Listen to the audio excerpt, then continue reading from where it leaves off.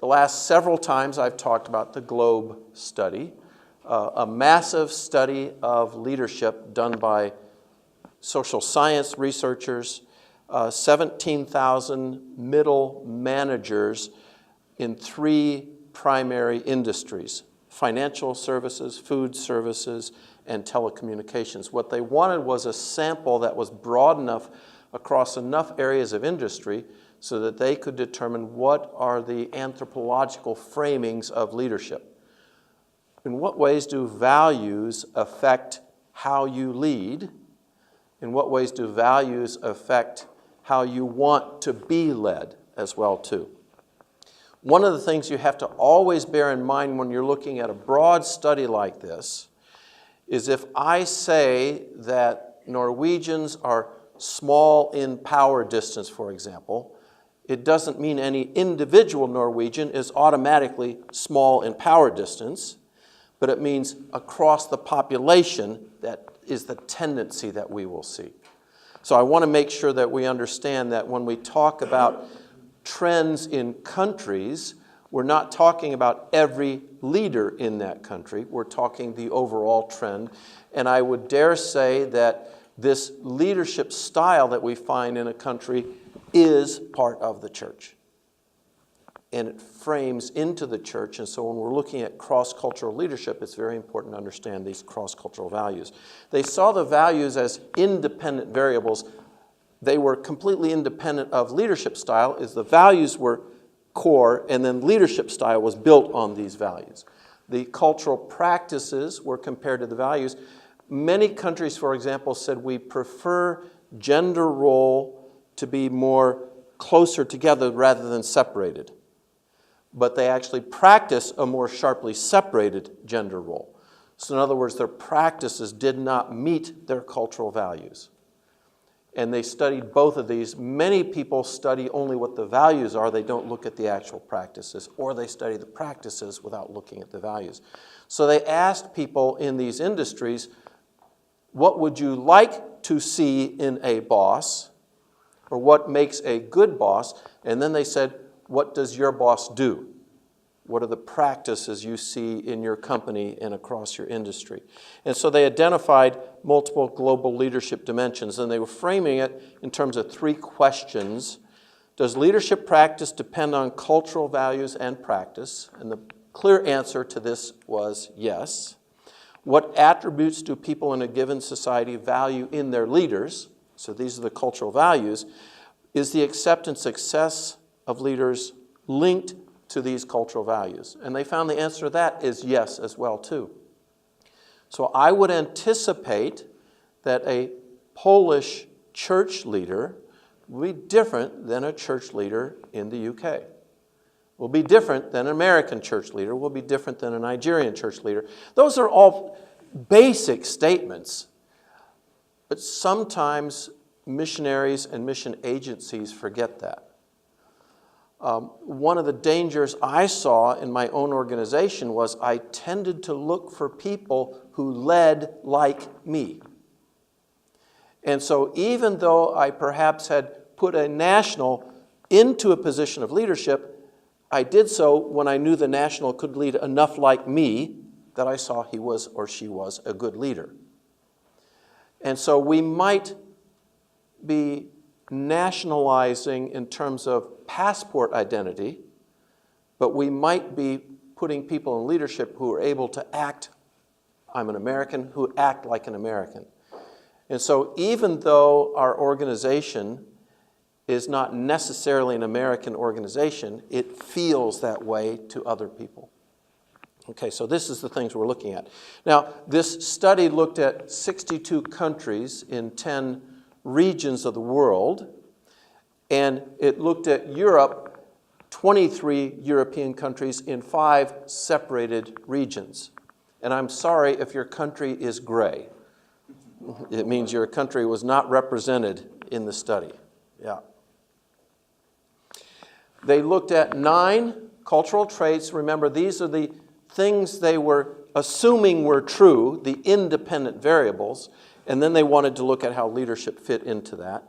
And then they looked at 122 attributes of leaders, from scouring the literature and interviewing people, but they group those into 21 what they call primary leadership dimensions. I'm not going to list all of these for you. And then 6 global leadership dimensions, that's what we will focus on. So it was, how do these cultural values and practices intersect with this type of leader? And what do we see coming out in that type of leader? So they came up with what they called 6 paradigms of leadership, and if you've seen the outline for the notes, you realize I add a 7th to that. So looking at the leadership model, I said 122 leadership attributes, 21 primary dimensions, and then 6 global dimensions. And if you want the PowerPoint, I can send it to Rolf, and he can make the PowerPoint available so you can see all the actual words there. You're not going to be writing this down. Can I just ask one question, Scott? Is this a Christian study or not? The question is asked, is this a Christian study or not? And the answer is no. This is a general social scientist doing this study. And my assumption in this is this study does apply to the church, though it was not done of Christians. Okay? And, for example, if you ask many people, what is the biblical pattern of leadership? And the correct answer is no. There is not the biblical pattern. And often the words you hear are servant leadership. I hear that word used on a regular basis by people who are not servant in how they lead at all. And I find that many people like to attribute that to what leadership should be, but they have a very fuzzy model of what that means. What does it mean to be a servant in China versus a servant in Nigeria versus a servant in the UK? We have no servants in the United States, of course. No American knows how to lead like a servant leader.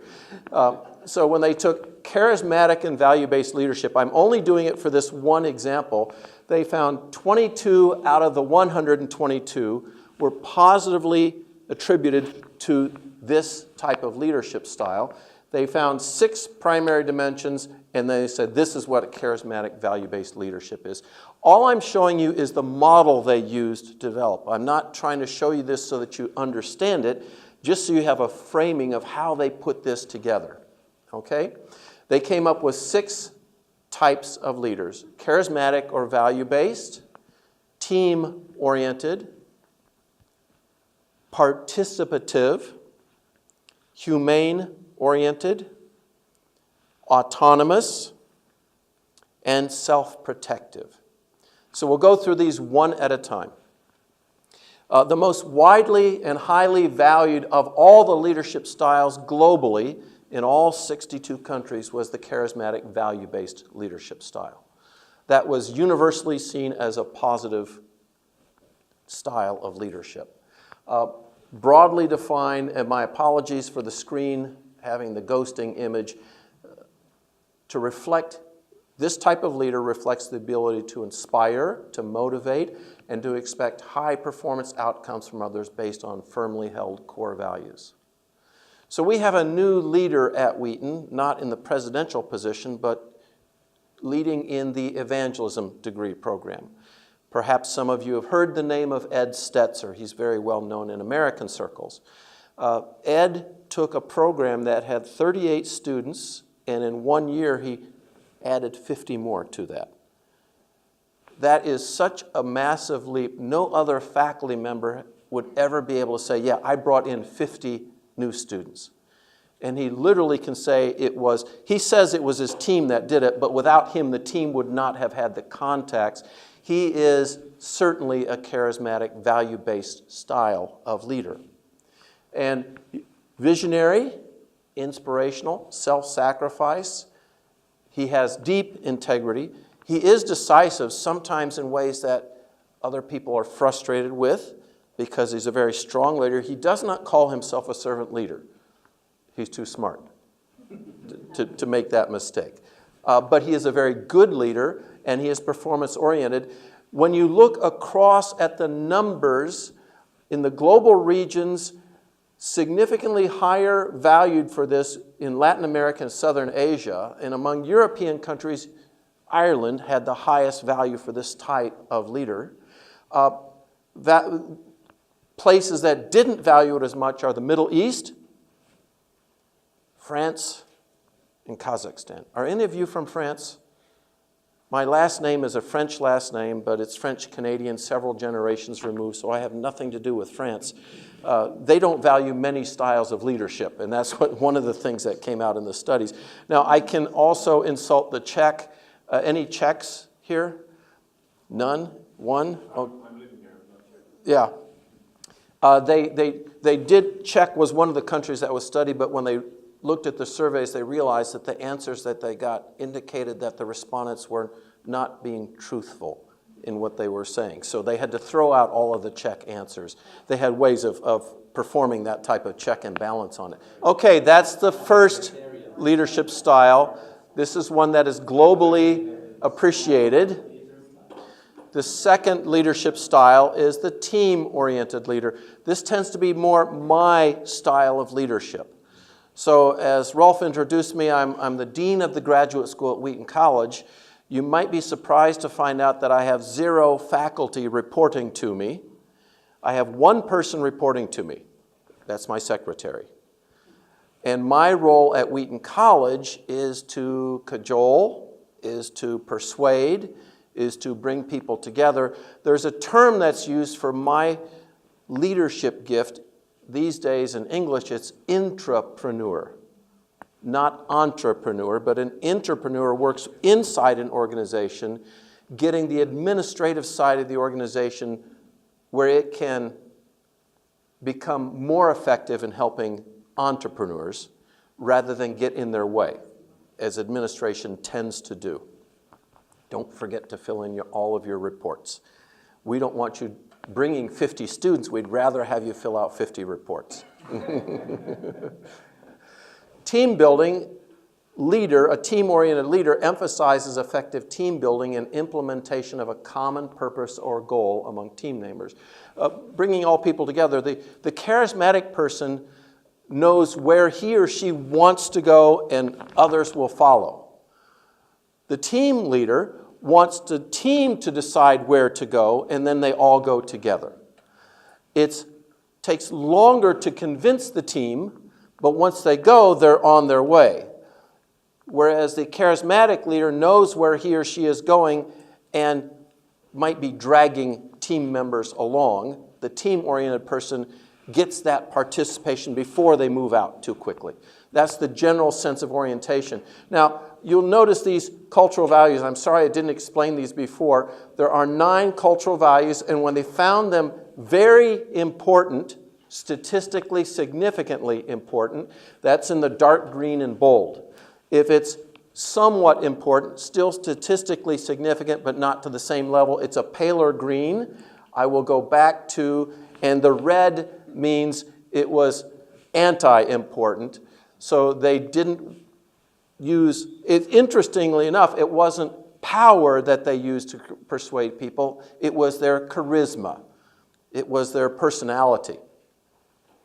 And collaborative team orientation, team integration, diplomatic, malevolent, that's a bad thing, but they reversed the score. They added a negative sign to the score. So the more malevolent they were, add a negative, that means the less malevolent they were, the more important it was for this person. If you don't understand that, it's okay. Administratively competent people. I am definitely competent administratively. I like putting puzzles together and figuring things out. Yes? Explain what malevolent.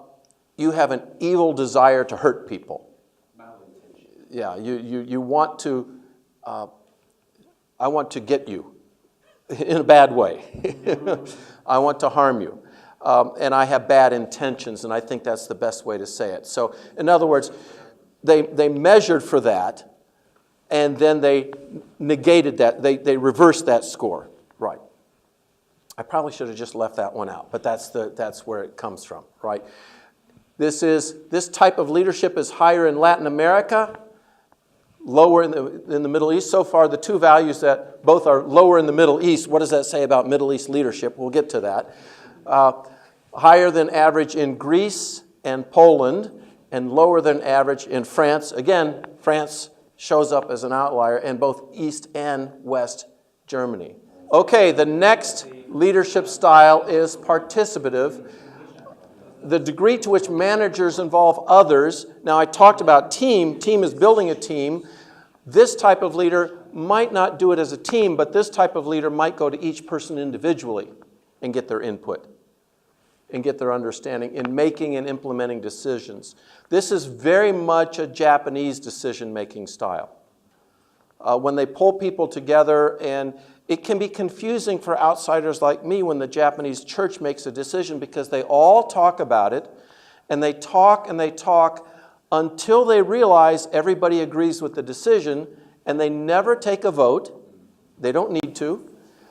They're free to express themselves and to agree or disagree, but they hear how the person agrees or how they disagree, and they realize they've come to a consensus, and then they move forward.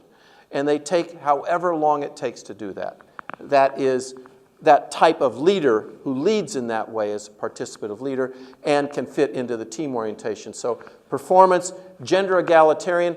Gender egalitarian means, do males fit in one particular role and females in another role, or are they mutually interchangeable?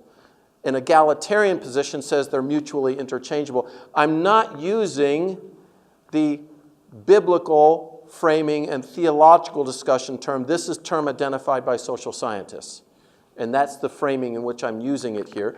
And humane orientation, we'll get to that when we look at humane-oriented leader. But the leadership attributes, participative and autocratic, self-leading, I'm in charge, and then they reverse that.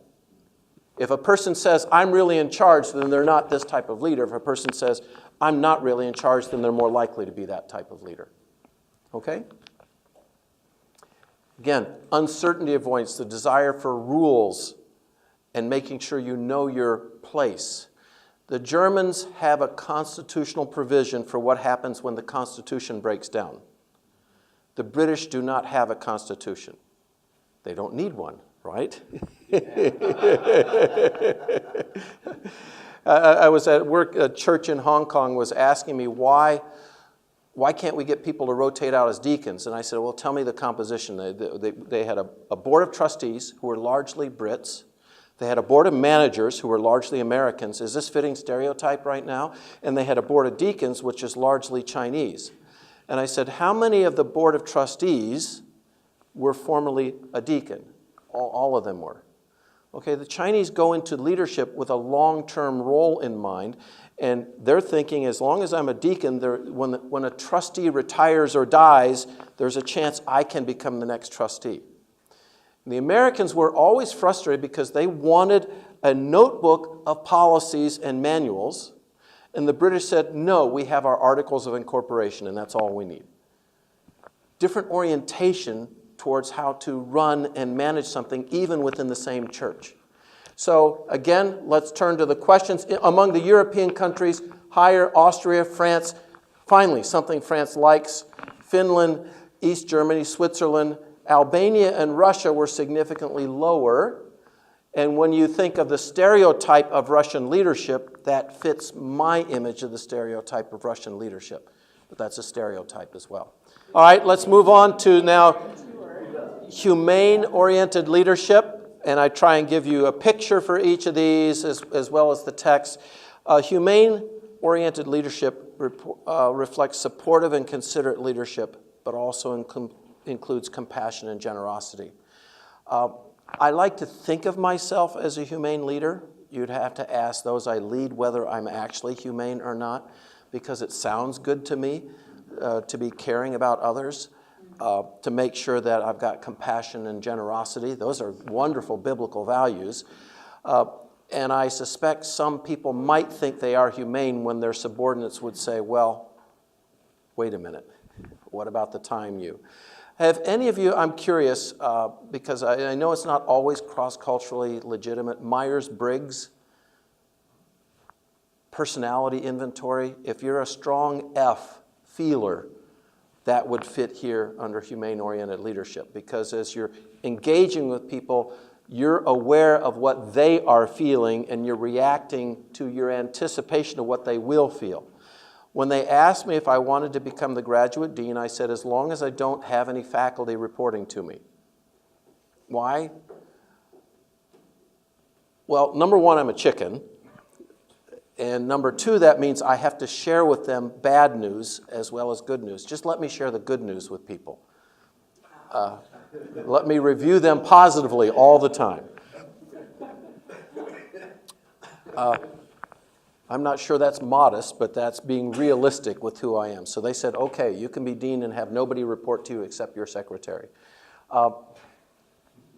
Higher than average, Southern Asia, India, Sri Lanka, and Sub-Saharan Africa. Higher than average in Albania, Georgia, Greece, and Ireland. Lower than average was Denmark, which fascinated me. Okay. And there's France again showing up in the lower than average category. The French only like one style of leadership and they're below average. And when I say below average, I'm saying they're significantly below average. It's not that they're just, average is 5.0 and they're a 4.8. Average is 5.0 and they're at least one standard deviation, statistically speaking, below the average there. Autonomous leadership. Look at that, France again, lower than average. Performance orientation is very strong.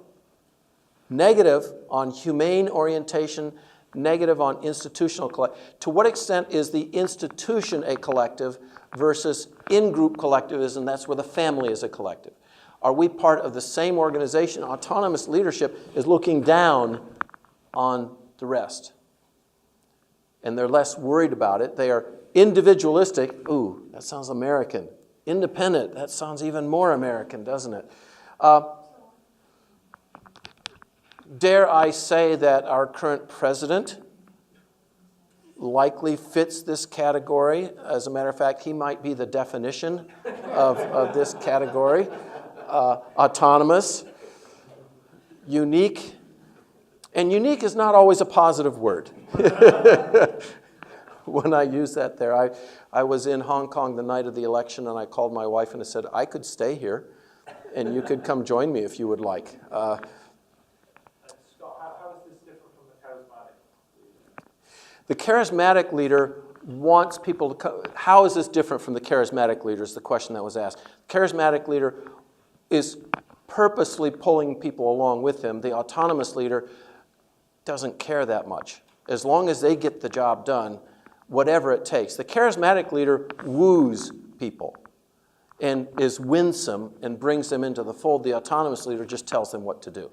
Now, that goal typically, the autonomous leader cares less about relationships and more about accomplishment, efficiency, effectiveness, bottom line, those types of things. And the charismatic leader can lean that way, but they do it with such awesomeness that everybody wants to do it with them, whatever it might happen to be. I like the way you said that people want to follow the charismatic leader. Significantly higher, Confucian Asia. Think of Confucianism not as a religion, but as a social code.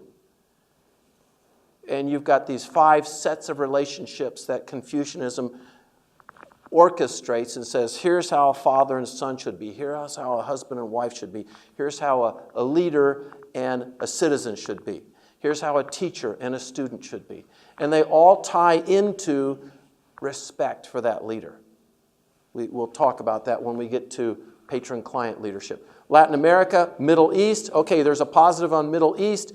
Southern Asia, Sub-Saharan Africa. This sounds like the majority world, doesn't it? So, what type of people are migrating into Norway right now? What are big blocks of people that are coming as believers into Norway? As believers? Yeah. What would that be? Nigeria? Okay, so, Yeah. So you're imagining then Middle East and Sub-Saharan Africa fit that pattern. So Nigerian leaders come in, and they do have a reputation, don't they, of using it in the Melanesian sense of the word, a big man mentality. And I'm using man there on purpose because it is often very gender specific. How well does that fit with Norwegian understanding of leadership? Not very well, right, right. And so that's part of my point and why it can be such a challenge for those of you in West European countries with larger and larger migrant populations. We talk about, in the prior session, wanting to find ways to team together, wanting to find ways to work together, but the leadership styles can be so dramatically different that it can be a big challenge to do that. And the challenge might be for the Norwegians to get the Nigerians to behave more like good Norwegians before they will partner with them. And is that God's design? And that's a great question to ask, isn't it? In what sense do they need to be Nigerian leaders? Because if they lead as a Norwegian does, the Nigerians will leave their church and go to another, because they want strong leaders. So then how do we intermingle this? Especially when it comes to being in the same organization. I've often said theology is best done interculturally. So if I want to do a theology of leadership, I want to write that book with a Norwegian leader, a Nigerian leader, a Brazilian leader, and a Malaysian leader. Because then no one of us is going to allow the other to control the book, so it will be less likely to be an American, a Norwegian, a Brazilian perspective on it. Like I said, France doesn't like any type of leadership. Okay. Now, you might automatically go, Herod, or, you've got plenty of negative characters, but think, are there, did you want to take a picture of that one? Okay. Are there also Christians or people of the family of faith who led this in the Old Testament as well, too? So power distance. I do have the right cultural values here. A very strong power distance, a strong need for rules, very negative on gender egalitarianism, a sharp separation of the gender roles, and typically this would be more male leadership. And the autonomous would typically be more male leadership as well, too. And then the performance orientation is less. It's more making sure everyone is safe. And then France, again, didn't like it. Self-centered, status conscious.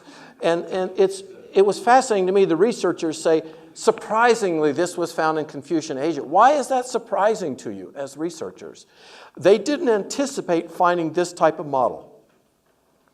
But the data showed them they had a model that they hadn't accounted for in their theoretical underpinnings, and so they had to add this into the mix. And looking at a self-protective leader, again, Confucian Asia sees that and the autonomous leadership together, which again gives you a frame of reference thinking about this training Chinese church leaders, training Chinese missionaries. Our first brother talked about the need for training Chinese missionaries. Right now, from what I've been told, I haven't seen the actual data, that Chinese missionaries have a dropout rate of roughly 90% after 1 year. Loaded with zeal and energy. And a person who told me this has asked me to come and help train people because he thinks that training will solve the problem. And my concern is that training might help, but there's no infrastructure because a lot of these are unregistered churches. And they cannot build infrastructure to support them. Think of those of you who have served in mission leadership, what infrastructure it takes to make sure that you stay as a missionary, that you're healthy, that you're whole, and that your salary needs are met, that you're able to live a life that people can come alongside you. That's not something the individual person does just on their own. And so you're seeing this great zeal, but it's harder to get that zeal in terms of self-protective. That's a harder model to export and to move in a back to Jerusalem type of movement successfully. And it's not working very well so far. Another time, can you identify leaders in the Bible who are self-protective? Think of Peter with the Jews in Galatians, for example. Yeah, so, Saul, yeah, Saul definitely fit there, yeah. That's where you see in the Old Testament, how do you deal with the demonic? You play the lyre and the harp. And it gives a temporary fix. So what I want to do is go into one last model that's not part of the study. Patron-client. And this is one anthropologists have long looked at, and the lead researcher for the Globe study has been pushed on this on a regular basis, but has not taken up the task of looking at it. And maybe there's a way patron-client can be interwoven through all of these leadership styles as well, too. So it might be deeper than just the leadership style. In probably every society on the planet, patron-client systems are organized. You know, we say this a lot of different places. It's not what you know, it's who you know. That means that if you have the right person, you can get into something. You can do something. You'll be allowed into something. Well, that's a patron-client type of statement then. It's who you know. How often do people go and study under Rolf to say later, I studied under him? And they use that as a type of entree. Yes, Ed Stetzer is a friend of mine. There, I dropped a pretty big name for use. He's got approximately 200 times more Twitter followers than I do. Both of my Twitter followers are very loyal, however. Very loyal. My wife and my oldest daughter, right? My firstborn, right. The link between a patron and a client is voluntary, and if the client finds a better patron, they can go. And usually there's not an actual contract. In a job situation, it's harder to just go. But if it gets untenable enough, someone will leave either the organization or they'll leave the division. They'll find a different boss that will help them out. Patrons have more and better access to all types of capital.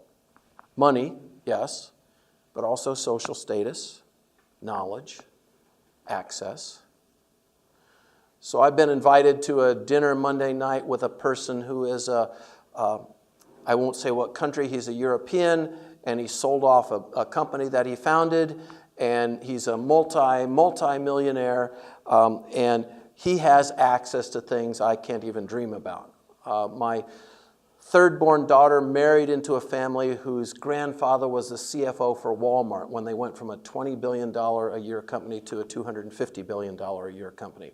So she married into wealth that I can only dream about. When he died, they used the family jets to get people to the funeral. I've never imagined having a family drone, let alone a family jet. Yeah, knowledge and access. Access means they can open the door for you. So when you think, again, when you're asking about this, could this be an autonomous leader? Less likely. Could it be a charismatic leader? Absolutely. Could it be a team leader? Yes, a humane leader. So patron-client might not be a seventh type of leadership. It might be something that can undergird these leaderships, but the entire study never looked at the question of honor or face. And they really missed it, especially in the Asian world and in the African world as well, too. The patron provides protection, access to group resources, access to information, identity for a group. It's the rally behind a particular face or person, opportunities for social, political, or other advancement, gifts and favors. What do the clients provide? Labor, income, public acclaim, This is why democracy can be such a challenge in some countries, because if they're largely a patron-client type of society, every patron is going to vote for their client, and that's all you're going to get. That never happens in the United States. Come on, you're supposed to laugh at that because it does happen in the United States.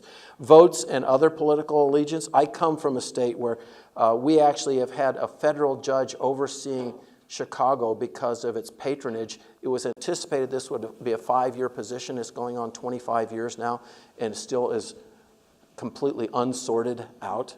If you want to go to a city that has a wonderful patron-client system, go to Chicago. Support against the patron's enemies. So these are the types of things that the patron-client provides. And I'll ask the same question I asked before, but now I want to say, what type of leaders?